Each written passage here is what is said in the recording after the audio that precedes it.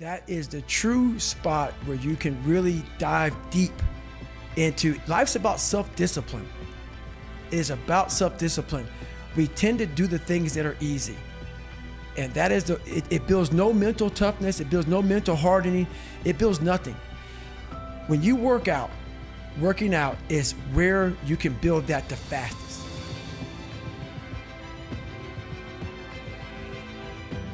It was amazing because in the first hell week, I was still doubting myself. Because when you sign up, these guys come from the academy, the Naval Academy. These guys come from, a lot of them, not all of them, but they come from really good families.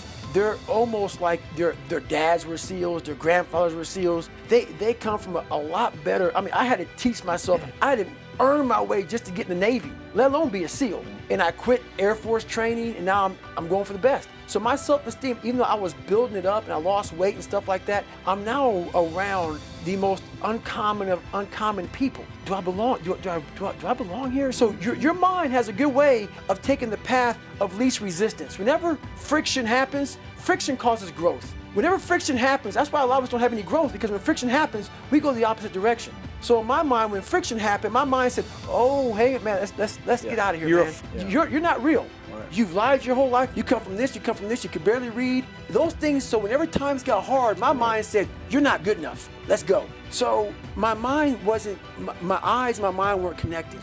The hardest times in your life often require you to have the strongest mental fortitude. But how do you get there? And how do you maintain an intense mindset? No matter how well you believe you have prepared, there will be situations in which you feel like an imposter. There are others around you who are better trained, better adapted, and have a better background. Don't quit just because your mind wants to take the path of least resistance. Reflect on what you have had to go through to get to where you are, and know what it will take to go further. Imagine, if you will, that when you die, there is a list of accomplishments you were supposed to have completed in life. You wouldn't be satisfied if you had never managed to live up to those expectations, or even if you had just met them. Outwork your own list so that no matter what anyone thinks, you will have always beaten what they have anticipated.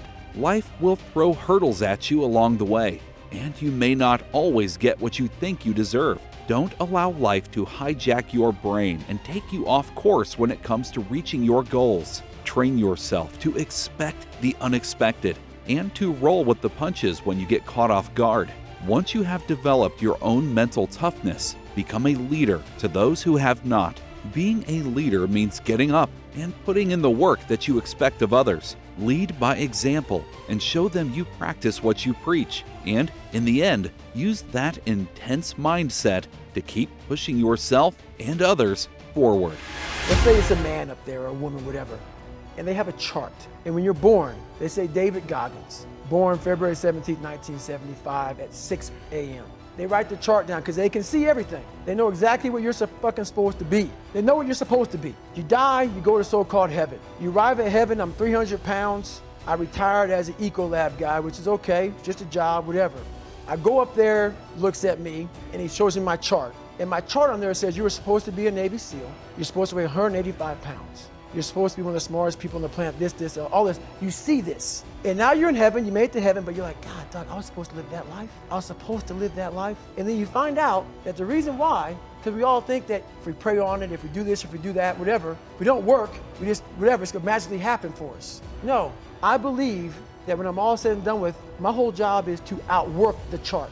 Chart says about me, the all-knowing power up there, I want to get up there and say, him look at me and say, I know everything. I didn't see this.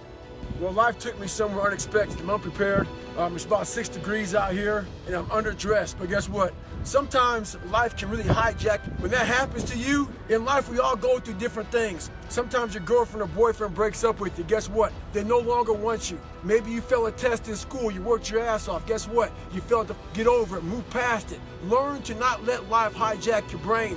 At work, you've been working your ass off for that new promotion. Maybe they kiss better ass than you do. Guess what? Get over it. Life will hijack your mind if you let it. Don't allow all these things to make you a lesser person. You must own your mind. Don't let life own yours. Get after it, stay hard. Back in the day, what motivated me was overcoming myself. I saw myself as a very weak individual, and I wanted to overcome myself. And once I started reaching these different hurdles, I realized that we all had this superhuman potential. Now at 43 years old, I believe in being a leader. And there's a lot of times, like there's no need for me to get up in the morning time and go out for these long runs. I've done it all. I'm good.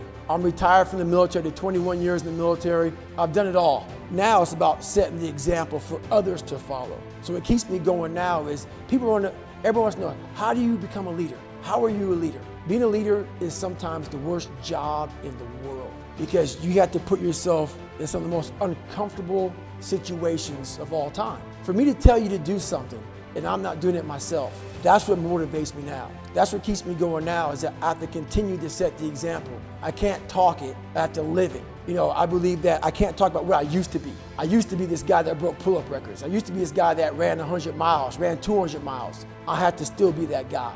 And then when I'm not that guy anymore, I shut up talking about it. It's not me anymore. Thank you for watching. If you enjoyed this video, be sure to like, comment, share, and subscribe for more content.